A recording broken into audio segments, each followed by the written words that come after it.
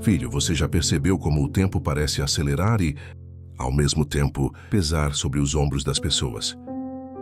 Em muitas nações, as casas se enchem de cabelos brancos, enquanto os berços permanecem vazios. As ruas mudam de ritmo, as conversas mudam de tom, e até os sonhos parecem carregar outra densidade. Eu vejo isso, e talvez você também veja, mas há uma pergunta silenciosa, que poucos se permitem fazer. O que acontece com um povo quando as gerações deixam de caminhar juntas? Há um ensinamento antigo, escrito muito antes de gráficos, censos e estatísticas, que fala exatamente sobre isso. Não como previsão, mas como observação da alma humana ao longo do tempo. Poucos se detêm nele, talvez porque ele não grita, ele apenas sussurra, e os sussurros exigem atenção. Abra comigo as Escrituras, no livro de Deuteronômio, capítulo 32. Observe com calma o versículo 7. Leia devagar, como quem escuta uma memória sendo contada. Lembra-te dos dias da antiguidade. Considera os anos de geração em geração. Pergunta a teu pai, e ele te informará, aos teus anciãos, e eles te dirão.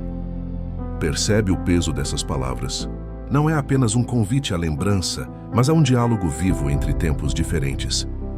Note que não se fala aqui de nostalgia, nem de apego ao passado. Fala-se de escuta, de atravessar o tempo. Por meio da relação entre gerações, quando isso se perde, algo se rompe por dentro, mesmo que tudo pareça funcionar por fora. Hoje muitos vivem mais anos, e isso por si só é um sinal de cuidado, de avanço, de preservação da vida. Mas observe comigo um detalhe sutil. Viver mais não significa necessariamente viver conectado. Quantos anciãos acumulam histórias, mas não encontram ouvidos? Quantos jovens correm velozes, mas sem raízes profundas para sustentar o caminho? Não digo isso para acusar, mas para convidar você a observar. Quando as gerações se separam, o tempo deixa de ser um mestre e passa a ser apenas um relógio. E relógios medem, mas não ensinam.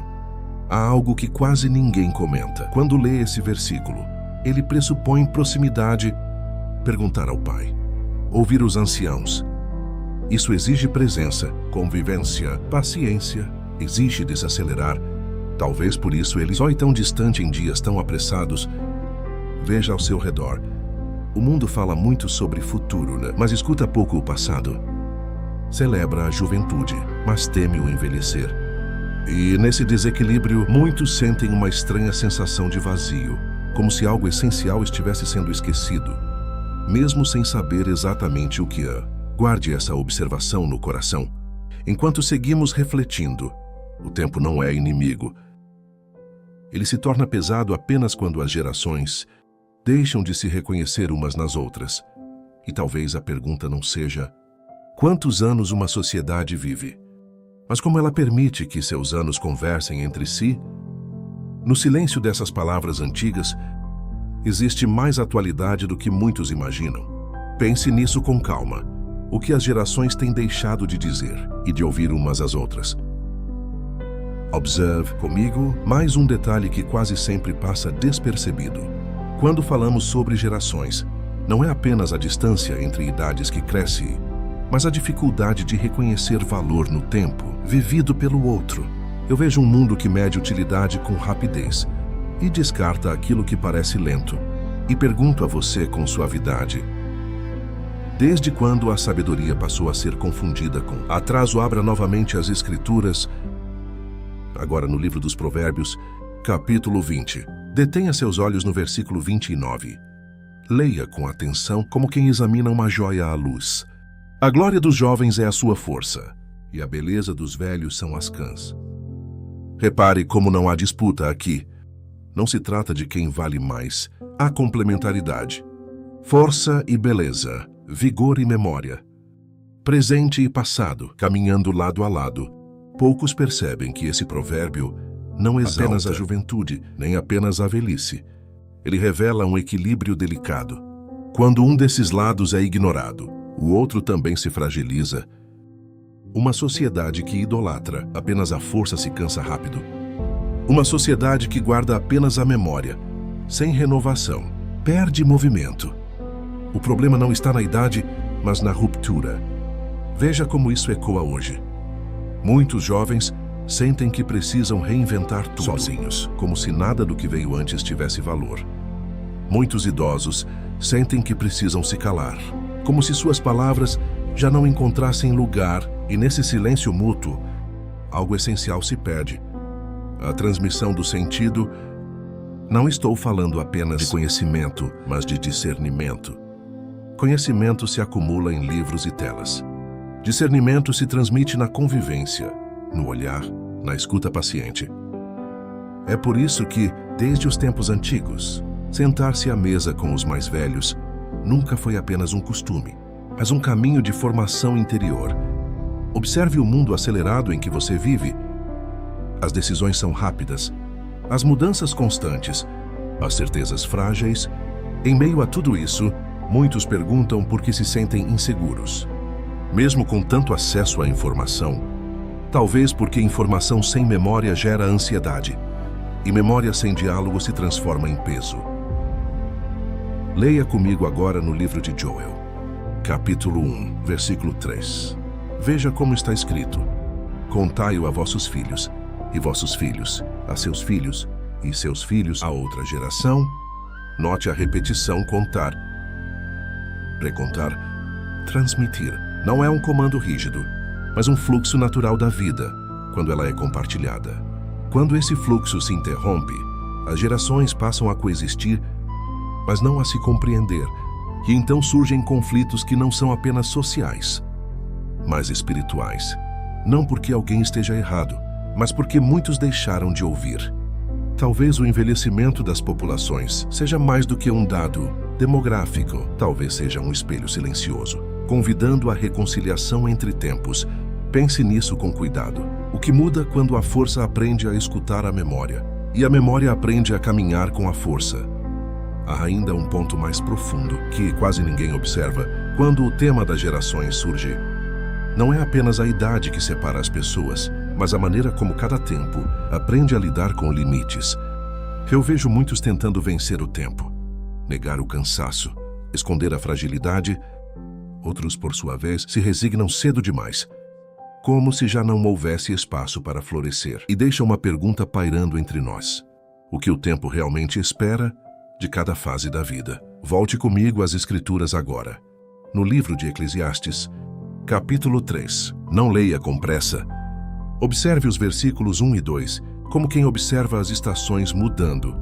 Tudo tem o seu tempo determinado, e há tempo para todo o propósito debaixo do céu. Há tempo de nascer e tempo de morrer. Tempo de plantar e tempo de arrancar o que se plantou. Percebe como o texto não hierarquiza os tempos. Ele apenas os reconhece. Poucos percebem que a sabedoria aqui não está em controlar o tempo, mas em discernir o momento. Quando uma sociedade valoriza apenas o tempo de produzir, ela passa a temer o tempo de recolher.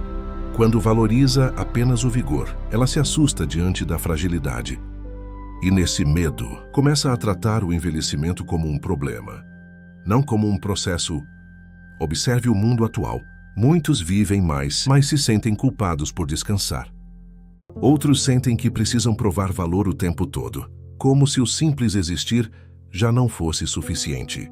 Isso gera uma inquietação silenciosa, uma corrida sem linha de chegada. O tempo deixa de ser companheiro e passa a ser adversário. Leia comigo mais um versículo. Agora no Salmo 92, versículo 14. Atente-se às palavras. Na velhice ainda darão frutos, serão cheios de seiva e de verdor. Note o contraste. Velhice e fruto, tempo avançado e vitalidade. Não se fala aqui de produtividade frenética, mas de frutificação, algo que amadurece devagar. Existe um tipo de fruto que só nasce com o passar dos anos, a capacidade de enxergar além do imediato. Quando isso é desconsiderado, decisões se tornam impulsivas, relações se tornam descartáveis, e o futuro passa a ser construído sem profundidade. Talvez por isso tantos se sintam perdidos, mesmo cercados de possibilidades. Quando o tempo é visto apenas como algo a ser vencido, ele cobra seu preço em forma de ansiedade. Quando é acolhido como mestre, ele ensina equilíbrio. Guarde isso no coração. O envelhecimento não é um aviso de fim, mas um convite à integração. Cada fase carrega um dom que não pode ser apressado, nem ignorado. E talvez a verdadeira crise não esteja no número de anos vividos, mas na dificuldade de reconhecer o valor que cada tempo traz consigo. Pense nisso enquanto observa sua própria caminhada. Em que estação você está e o que ela deseja lhe ensinar? Há algo ainda mais silencioso acontecendo quando as gerações deixam de se escutar. Não é apenas a perda de histórias ou de conselhos, mas o enfraquecimento da responsabilidade compartilhada. Eu observo um mundo onde muitos se perguntam: quem cuidará de nós amanhã? E poucos percebem que essa pergunta nasce quando o cuidado deixa de circular entre os tempos. Abra comigo as Escrituras no livro de Isaías, capítulo 46. Volte seus olhos para o versículo 4 e leia com atenção: até a vossa velhice eu serei o mesmo, e ainda até as cãs eu vos carregarei. Eu o fiz, e eu vos levarei, eu vos carregarei e vos salvarei. Observe o tom dessas palavras. Não há abandono. Há continuidade. A presença que atravessa o tempo. Perceba algo importante. Esse cuidado não elimina a responsabilidade humana. Ele a inspira. Quando as gerações se veem como fardos, umas para as outras, o medo cresce. Quando se reconhecem como elos de uma mesma história, o cuidado se torna natural. O problema começa quando cada geração passa a viver como se estivesse sozinha no mundo. Veja ao seu redor. Muitos temem envelhecer, porque não confiam no amanhã. Outros temem o futuro, porque sentem que precisam sustentar tudo sozinhos. Esse peso não nasceu do nada. Ele surge quando o vínculo entre gerações se fragiliza. Quando pais, filhos e anciãos deixam de se perceber como parte de um mesmo corpo. Leia comigo agora no livro de Malaquias, capítulo 4, versículo 6. Observe cada palavra. Ele converterá o coração dos pais aos filhos e o coração dos filhos a seus pais. Note que se fala de corações, não de ideias, de afeto, não de imposição. Onde o coração se fecha, o tempo se torna um inimigo. Onde o coração se volta, o tempo se reconcilia. Poucos percebem que muitos conflitos atuais não são apenas culturais ou econômicos, mas emocionais. Há uma saudade difusa, de pertencimento, uma sensação de que algo essencial foi perdido no caminho. E talvez não seja algo novo que precise ser criado, não, mas algo antigo que precisa ser restaurado. O olhar que reconhece o outro como parte da própria continuidade. Quando uma sociedade envelhece, sem diálogo entre gerações, ela acumula anos, mas perde direção. Quando reabre espaços de escuta, algo se reorganiza por dentro, não de forma imediata, nem espetacular, mas profunda. Observe isso com calma. O futuro não se constrói apenas com inovação. Nem o passado se preserva apenas com memória. Ambos precisam de corações dispostos a se voltar uns aos outros. Talvez seja aí que reside um dos ensinamentos mais esquecidos. O tempo não separa quando o amor decide atravessá-lo. Leve essa reflexão com você. Em um mundo que pergunta quem cuidará de quem, talvez a resposta esteja menos nos sistemas e mais nos vínculos que escolhemos reconstruir. Dia após dia, mesmo em silêncio. Chegamos a um ponto onde tudo se torna mais silencioso. Depois de observar o tempo, as gerações, a escuta, o cuidado e o coração, resta uma pergunta, que não exige resposta imediata, apenas presença. Eu a deixo repousar diante de você. Que tipo de legado se forma quando as gerações escolhem caminhar juntas, mesmo em ritmos diferentes? Abra mais uma vez as Escrituras comigo. Agora no Salmo 145. Detenha-se no versículo 4 e leia com atenção serena. Uma geração louvará as tuas obras a outra geração e anunciará os teus feitos. Observe que não se fala de pressa nem de ruptura. Fala-se de continuidade viva, de algo que atravessa o tempo, porque é partilhado, não imposto. Poucos percebem que louvar aqui não é apenas cantar ou repetir palavras, mas reconhecer sentido. Uma geração ajuda a outra a enxergar o que realmente importa. Quando isso acontece, o tempo deixa de ser ameaça e passa a ser testemunha. Testemunha de que a vida não precisa ser reinventada a cada ciclo, mas aprofundada. Veja como o mundo hoje busca respostas rápidas para questões profundas. Muitos se sentem cansados antes mesmo de envelhecer. Outros carregam anos, mas sentem que não foram ouvidos. Nesse cenário, talvez o ensinamento mais esquecido não seja sobre idade, mas sobre encontro. Onde há encontro verdadeiro, o tempo encontra descanso. Leia comigo ainda uma última passagem, no livro de Jó, capítulo 12, versículo 12. Está a sabedoria com os idosos e na longevidade. O entendimento. Observe com cuidado. Não se diz que toda idade avançada é sábia, mas que há uma sabedoria que nasce quando o tempo é vivido com atenção. Essa sabedoria não grita, ela aguarda ser convidada. Talvez o envelhecimento das populações seja um espelho, não um problema. Um espelho que pergunta em silêncio se estamos dispostos a aprender com o tempo que, em vez de lutar contra ele, se estamos dispostos a ouvir antes de descartar, a acolher antes de apressar, a caminhar juntos antes de nos isolarmos. Agora leve essa reflexão para dentro de si. Pense nas pessoas que vieram antes de você. Pense nas que caminham ao seu lado. Pense nas que virão depois. O que flui entre vocês, o que foi interrompido. O que ainda pode ser restaurado com um gesto simples de escuta. Se desejar, compartilhe nos comentários uma reflexão que este tema despertou em você. Não como resposta definitiva, mas como parte desse diálogo entre tempos que nunca deveria ter sido interrompido. E enquanto o mundo continua contando anos, talvez você perceba algo diferente. Quando as gerações se reconhecem, o tempo deixa de pesar e passa a ensinar.